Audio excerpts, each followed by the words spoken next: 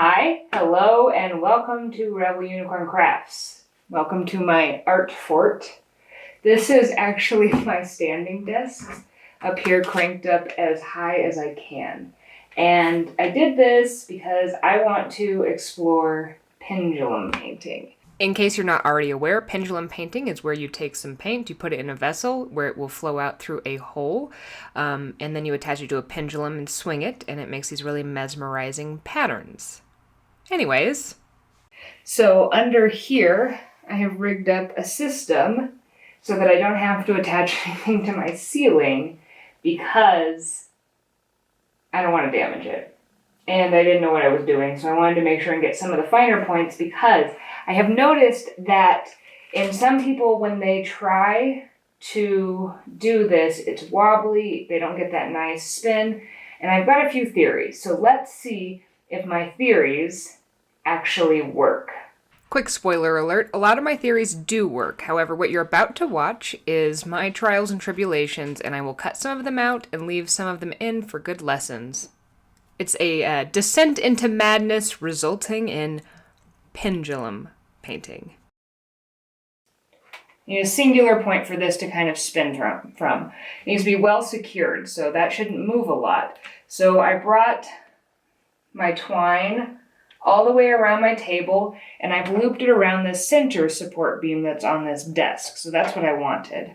Then I have this down, hanging down, and I've got a carabiner clip. Important thing that I think there is to this is that if you want to do the pendulum pour, you need a cup that has a center balance. That's the other thing that I see people kind of struggling with. And so I've actually attached 3 of these twines so they meet in a center point, and then I'll be able to attach it here. So it's centered so that this lays flat, or basically flat and level.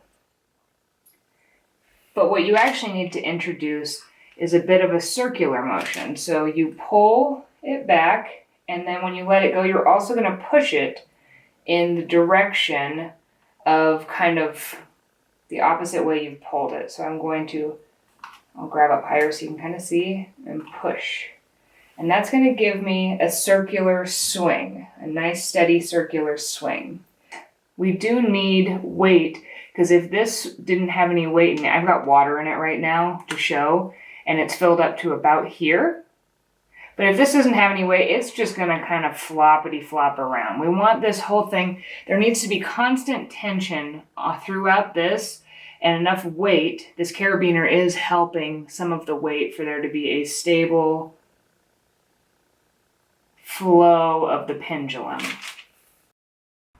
Now let's get into mixing some paints and trying to figure out what viscosity of paint we want to achieve in order for this to work right.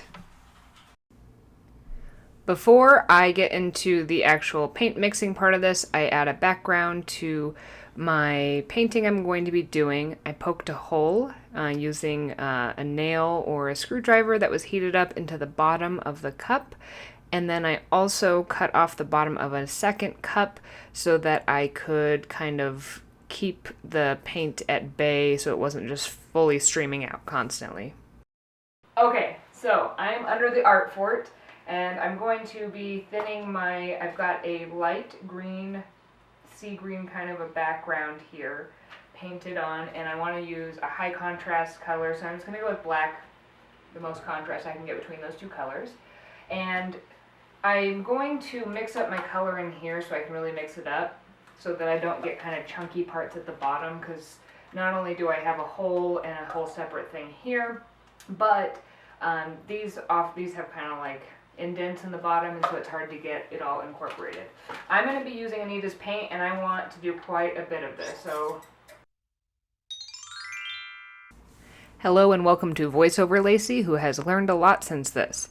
I will show I did about 50% water and 50% paint because Anita's needs a little bit more liquid. It's a little bit thicker than some of the other craft paints, and I was able to get it through, but in general, you had to make it so thin for it to actually flow through that the lines weren't super clear.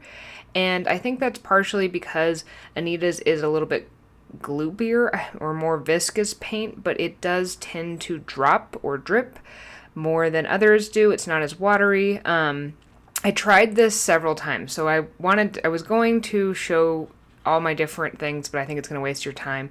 I tried with Floetrol, I tried without, I tried different mixes. In general, what you'll see is I basically just got really thick lines and they were so wet that it didn't work, or it would kind of go into the canvas. So here's my first pour. We'll just go into that. You can see her swing, I suppose. My first swing.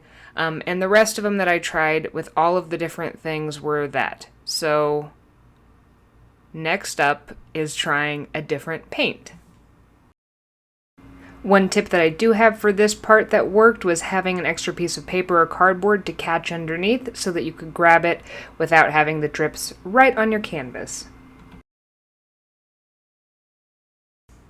Okay, so this one I tried to use some Floetrol. You'll see the lines are still too thick. I'm getting good motion, but the lines are way too thick. So I decided to try to make the hole smaller and weight it.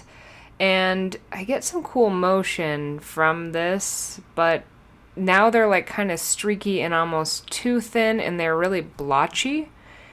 So then I try again to thin it a little bit more, and also to use, I've got like a latte mixer thing to like really mix the paint so that there were no clumps.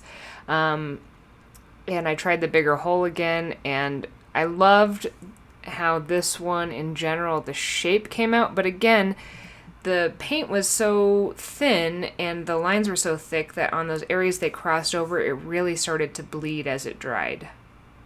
So I finally switched over, and ultimately I found out that using craftsmart with water, so I would do 4 parts of craftsmart paint to 1 part water, then I would mix it up and I would use my little latte mixer, and that worked over and over and over again.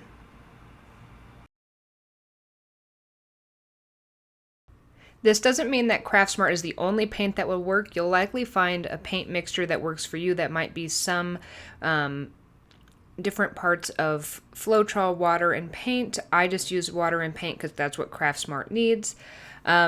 I did learn a few extra interesting things. You will notice that I switched over to this squeeze bottle. I tried it with the other paints. It didn't have any effect other than it makes it a lot cleaner. The little red tip that you can remove on there, you can easily add it and remove it, so transporting the thing to and from the sink is a lot cleaner.